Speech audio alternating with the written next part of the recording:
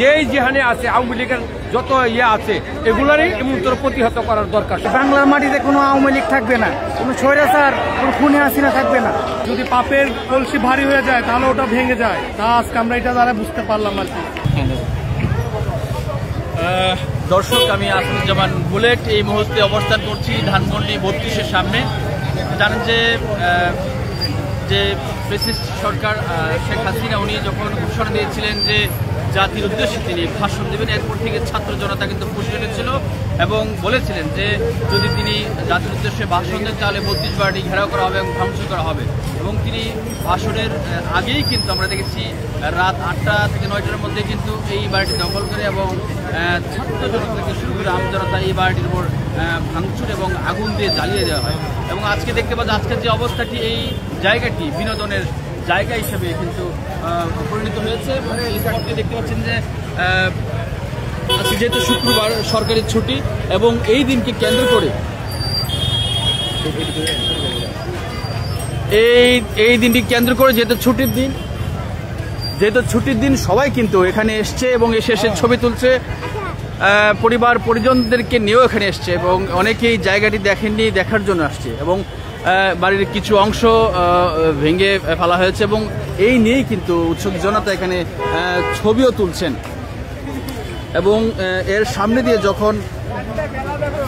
অনেকে যখন যাচ্ছে তখনও কিন্তু একটু গাড়িটি থামিয়ে তারপরে এই জায়গাটি দেখে যাচ্ছে। আপনারা জানেন যে গত বুধবার রাত 8টা থেকে গতকাল বৃহস্পতিবার বেলা 11টা পর্যন্ত এখানে ক্রেন ও বুলডোজার দিয়ে বাড়িটির অর্ধেকের বেশি অংশ কিন্তু গুড়িয়ে দেওয়া হয়।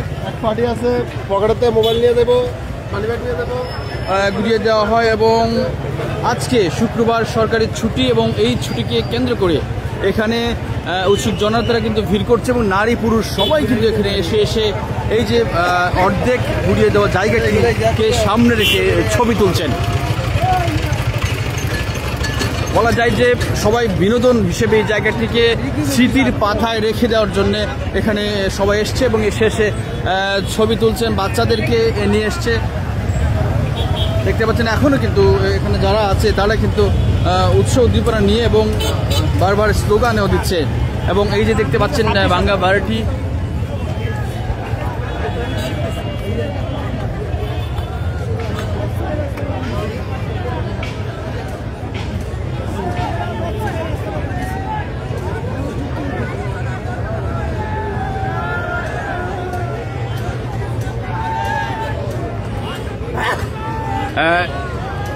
এখানে কিন্তু এই যে বাড়িটি দেখতে পাচ্ছেন অর্ধেকের বেশি অংশ একদম গুড়িয়ে দেওয়া হয়েছে এবং এই বাড়িটির সামনে উৎসুকজন এখনও হাজার হাজার মানুষরা কিন্তু এসে সেই জায়গাটির মধ্যে ছবি তুলে তারপর তারা আবারও যে ফ্যাসিস্ট সরকারের যে উপস্থিতির দেশ পরিচালনার পরে মাধ্যমে যে দেশের ক্ষতি করেছে এবং এই ক্ষতির জনসাধারণ টাকা নিয়ে তারা এই বাড়িতে খরচ করেছে এবং এই জন্য তারা অনেকে এখান থেকে রড নিয়ে যাচ্ছে। বলছেন তারা তাদের টাকায়, যেহেতু উনি যে ফ্যাসিস্ট সরকার শেখ হাসিনা তিনি তার বাড়ি করেছেন, তাই এই বাড়ির রড পর্যন্ত তারা নিয়ে যাচ্ছে এবং সিমেন্টও তারা নিয়ে যাচ্ছে এবং ইট থেকে শুরু করে যেভাবে পারছে সেভাবে কিন্তু নিয়ে যাচ্ছে।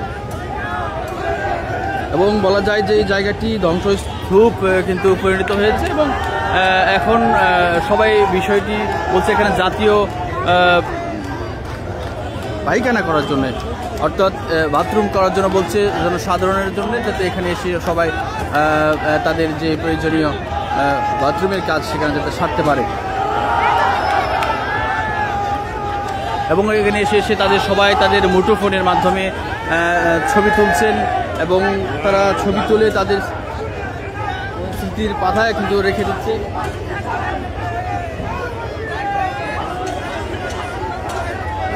আমরা একটু দেখতে চাই ওখানে আসলে বিভিন্ন স্লোগানে এই জায়গাটি মুখরিত।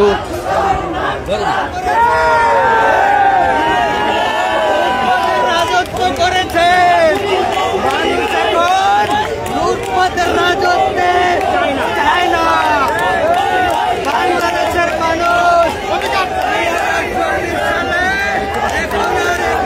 মানুষ এখন ধ্বংসস্তূপের সামনে এসে তারা ছবি তুলছে এবং ছবি তুলে তারা তাদের মন্তব্য কিন্তু প্রকাশ করছে।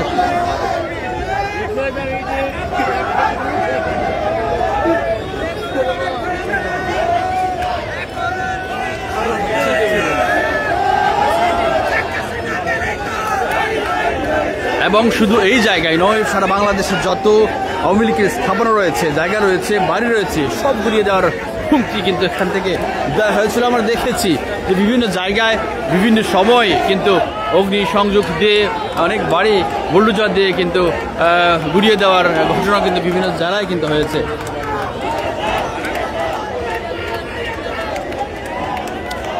এবং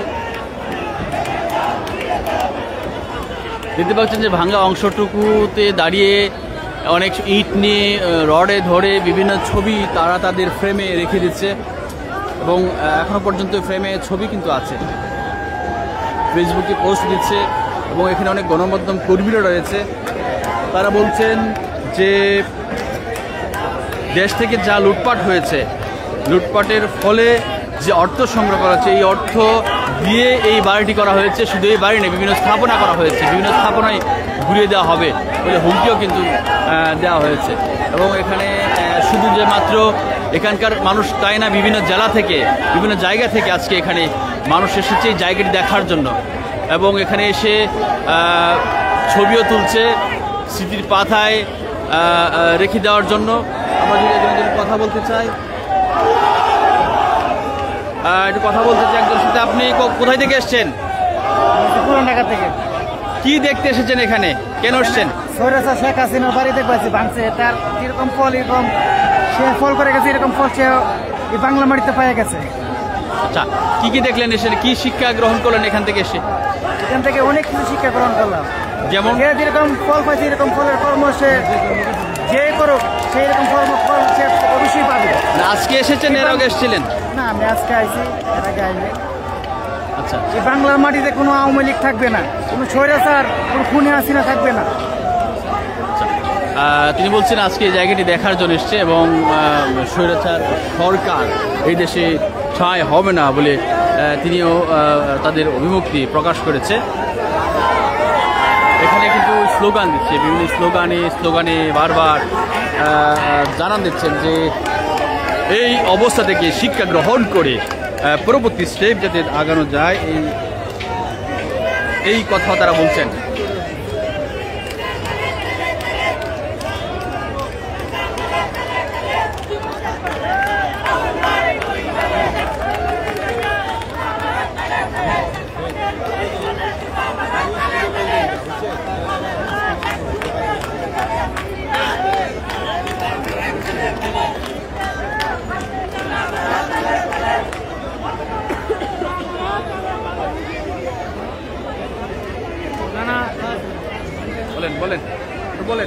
বলেন। আচ্ছা, আপনি এখানে কেন এসছেন? আমি আজকে এই বিশেষ দিনে এখানে আসছি দেখার জন্য যে কি অবস্থা, এই বঙ্গবন্ধুর ঘরটা ভেঙে ফেলছে, দেখতে আসলাম আর কি। এখানে আমি একটা কথা বলতে চাই যে কোনো কিছু অতিরিক্ত ভালো না।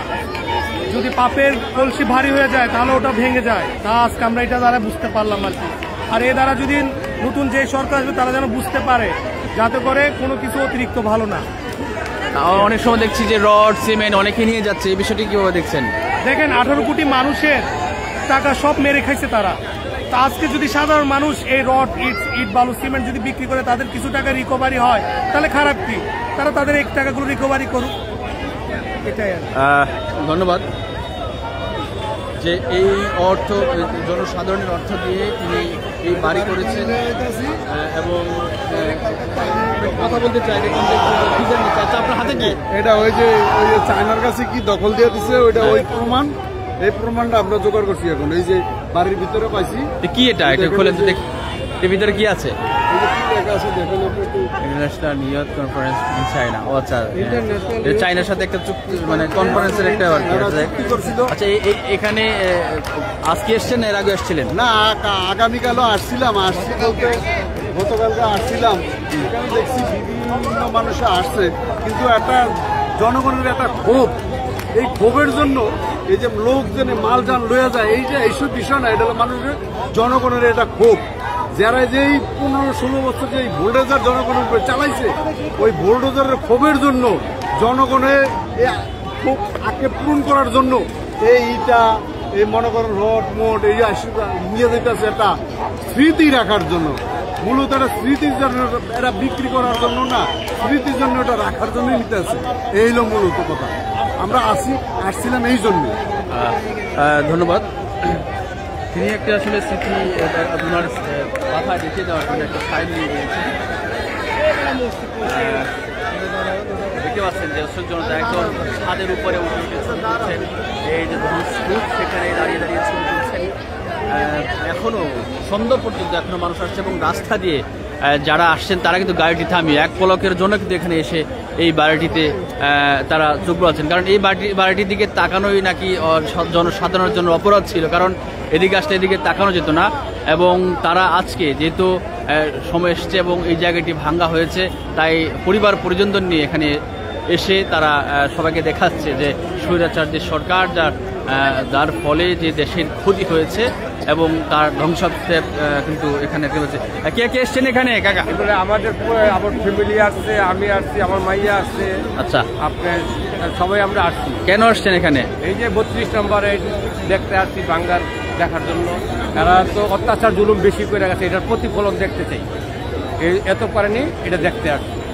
আচ্ছা আচ্ছা, তো আপনি কি চান যে এই যে শুধু এই স্থাপনাটা অন্য যে স্থাপনাগুলো বংশ যেই যেখানে আছে আওয়ামী লীগের যত আছে এগুলারই এমন্ত্র প্রতিহত করার দরকার, সবগুলোর এমন্ত্র ভাঙার দরকার। আচ্ছা, আপনার ফ্যামিলির লোকজন কেন নিয়ে আসছেন এখানে? এইগুলোই দেখবার জন্য আসছি, এগুলা দেখার জন্যই আসছি, যাতে শিক্ষা গ্রহণ করুক যে এটা কেউ ভবিষ্যতে করলে আবার। হ্যাঁ, ভবিষ্যতে যে করুক তার জন্য এতে ইমুনি প্রতিফলন হয়। বাংলাদেশের ভিতরে কেউ আর ইমুন করতে পারবে না, এটারই একটা শিক্ষা দেওয়া হবে। ধন্যবাদ। উনি তার পরিবার পরিজনদের এখানে নিয়ে এসছে, কারণ হচ্ছে যে তারা বিষয়টি দেখুক, ইতিহাস জানুক, যে ভবিষ্যতে যদি কোনো সরকার দেশ পরিচালনা করতে গিয়ে যদি এরকম স্বৈরাচারের অবস্থা পরিণত করে এবং জনসাধারণের উপর জুলুম অত্যাচার করে, তাহলে এই পরিণত হবে। এটি তাদেরকে, তার পরিবারের সদস্যদের একটি শিক্ষা দেওয়ার জন্য মূলত তার যে পরিবারের সদস্যদেরকে এখানে নিয়ে আসা হয়েছে।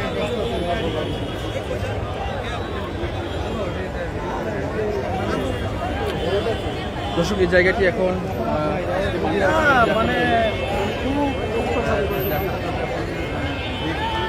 দেখছেন বটে, এবং আজকে এখানে যারা যারা আসছেন সবাই কিন্তু জায়গাটি দেখার জন্য আসছে এবং বিনোদন কেন্দ্র হয়ে গেছে এবং জনসাধারণের ভিড় কিন্তু উপচে পড়া ভিড় বলা যায়। এই জায়গাটিতে পা ফেলার জায়গা নেই এবং এই যে সামনে যে রাস্তাটি